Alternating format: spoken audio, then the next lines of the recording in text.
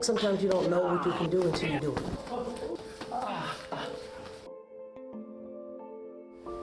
And down, we do knee down.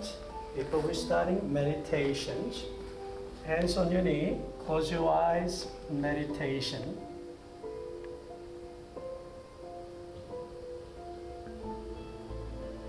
Thank you. Stand up. Now put your hand like this, and then bring it up, like a respect with my heart. Keep that respect out of my heart. To bow slowly and up. Good. That's it. Now we're gonna do some kicking with me. Put your hands up. 준비.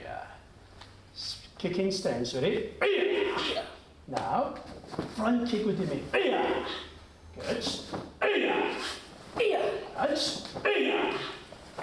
Right. Switch.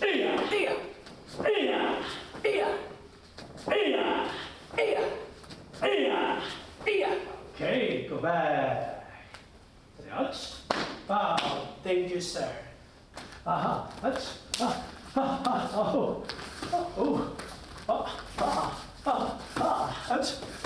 That's boom. Good.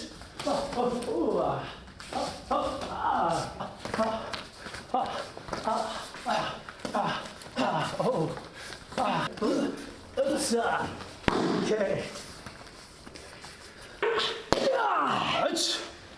That's. Good. Good. That's. Last one. Oh.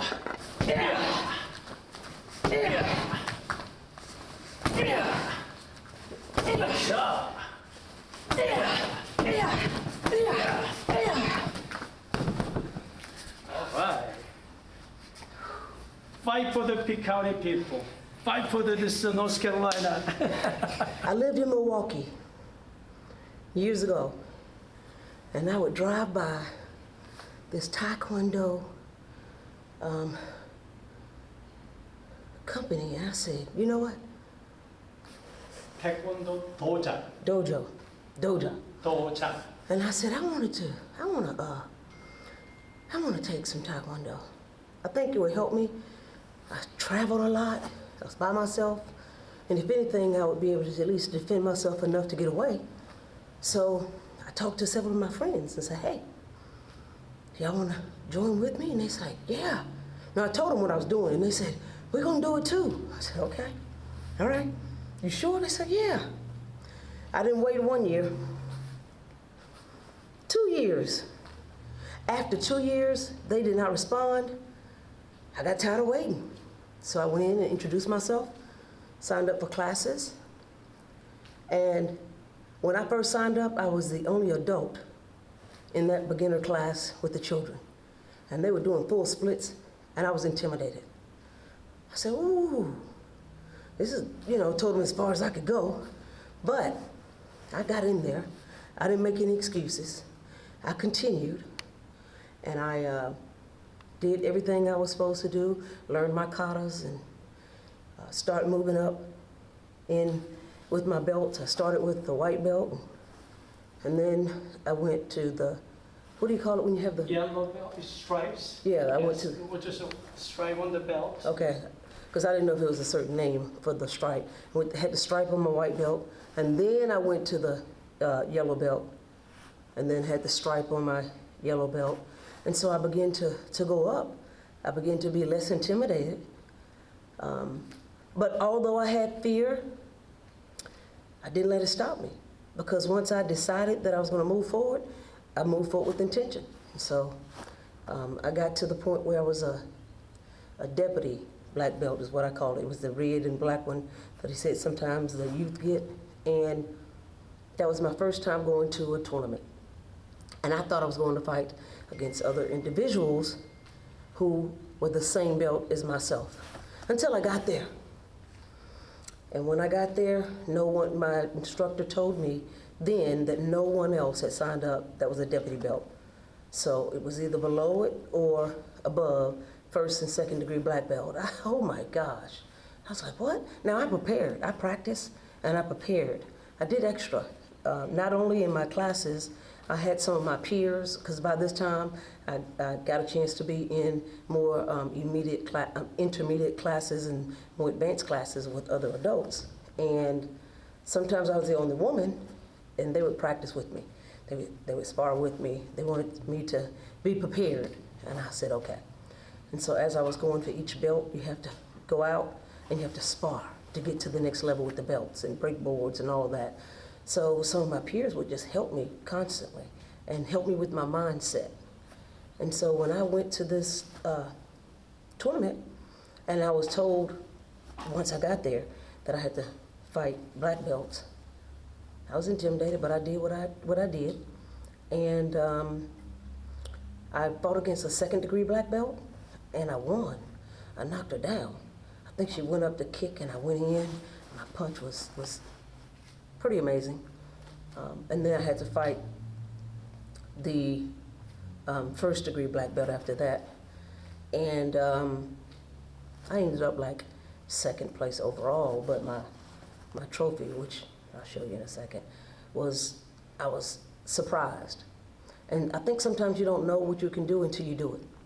Sometimes we start thinking what I can't do because of what I have not experienced. I didn't want to think that way. I was in it. And when I was in it, I was in it to win it.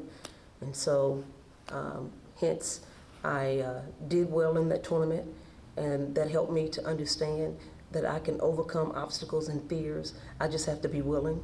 I just have to be consistent with what I'm doing and not let anything deter me. Because there's going to be naysayers, there's going to be people who tell you that they're going to do things that they don't do, but you cannot let that hold you back. And so from there I moved forward and continued, and then I was able to get my black belt. Now I had the honor of, when I was the mayor of the city of Greenville, I was given an honorary black belt then, and it says Mayor Kandie Smith, and I'll show you that. And then I also was able to go to Raleigh. I was invited to, what kind of event was it? The World Taekwondo Business. You said World Taekwondo? It's World Taekwondo Seminar, actually. Okay, it was a World Taekwondo Seminar in Raleigh. And so I was invited there and was given honorary black belt there, and we, broke boards, and I was telling them, I actually practiced. Now, it's been a long time. I mean, I'm sure I was probably looking very rusty, but I was still willing. And some things were instinctive, like when you start throwing those punches, that's instinctive, because he started throwing them pretty fast. But my instincts would not let me just let someone make that contact if I could help it. But again, it goes back to just being willing and just knowing that I live by Philippians 4:13, which says, I can do all things through Christ who strengthens me. And when I live that way, I don't let what man say, stop me from doing things. Many times we do that. We listen when people say, man, you can't do that. Man, I try not to operate that way. And I try not to interact with people who think that they can't do anything. I believe that iron sharpens iron. And so a lot of the people that you see me interacting with, they have goals too. And it may not be the same, but they push themselves. And that's what I had to do. I had to push myself. And so when you push yourself to go beyond where you thought you could ever go, that's when you start doing things that you never thought that you would be able to do. And then you can look back on it like I'm doing now, looking back and saying, I did that. I did it. And when I say it to people, and if I'm actually wearing jeans with a black belt, they're like, oh yeah, we see. And then when I tell them like for real, they look at me and say, you practice for real? It's like, yeah, I did. And it was discipline, and that's what I liked. It was about discipline. You don't learn the art so that you can go out and start a fight. You don't learn the art so you can go and attack other people.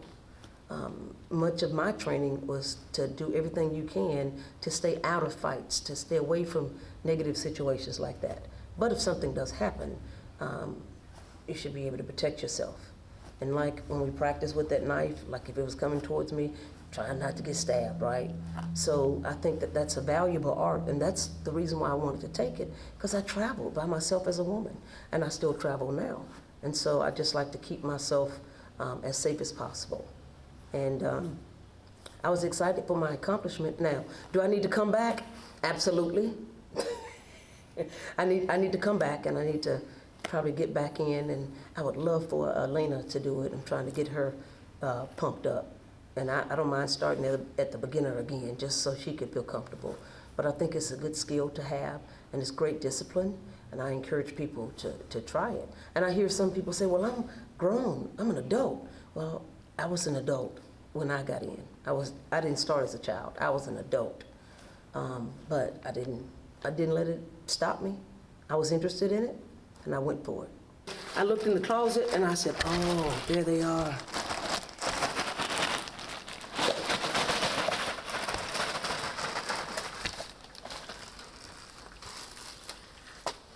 See how you go to the yellow, and the yellow to the green, and the green goes to the blue, and then the blue to the red, red to the black. Make sure I'm doing that one right. Let me see.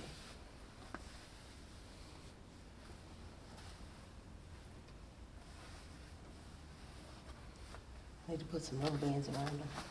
I did.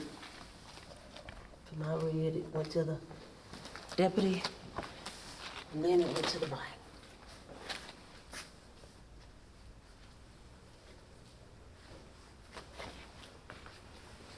Then it went to that black belt. So those are the orders that I had to do. I did have the honor of getting these, the mayor and the one I have on now. And then they gave me this one, honorary 5th Dan. That's from the World Headquarters in Korea, World Taekwondo Headquarters in Korea.